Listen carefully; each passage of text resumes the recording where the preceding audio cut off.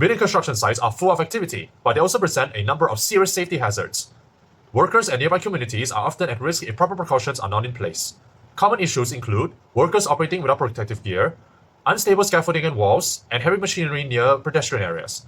Electrical hazards and the absence of clear signage further increases the risk of accidents and injuries happening at the worksite.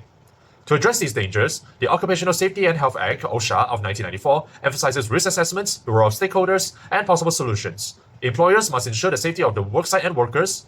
Plus, the workers and employees themselves should follow the guidelines, and local community members should report unsafe practices at the worksite.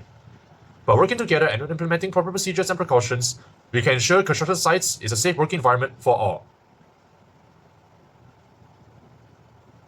I have noticed several risks such as workers without helmets, unsecure scaffolding, and heavy machineries operating dangerously close to the pedestrian area.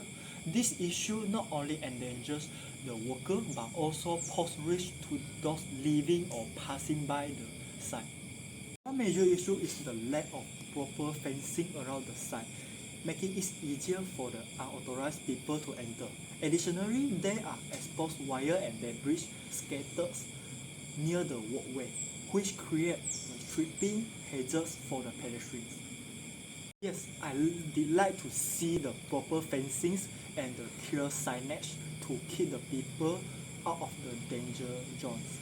Regular inspection, better lightnings around the site, and also a system for reporting safety concerns will also make the significant difference.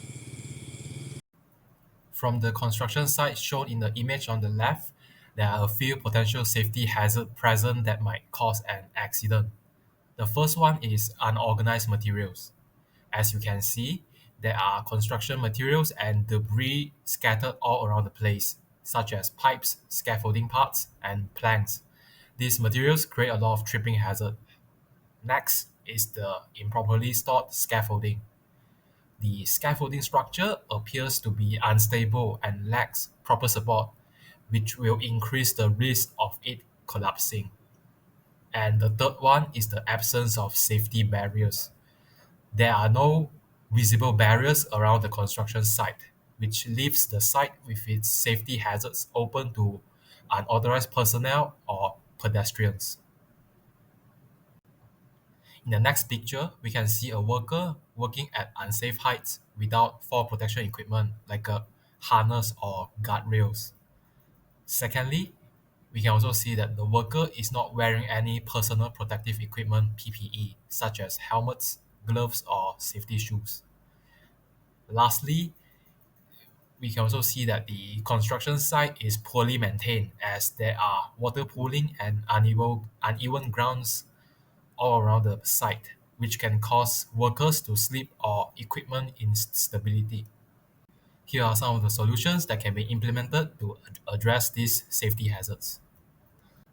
The first one is to regularly perform comprehensive risk assessments. Supervisors should conduct regular risk assessments to identify hazards such as falling objects, unsafe scaffolding, and electrical risks. The next solution is to mandate the use of appropriate personal protective equipment (PPE).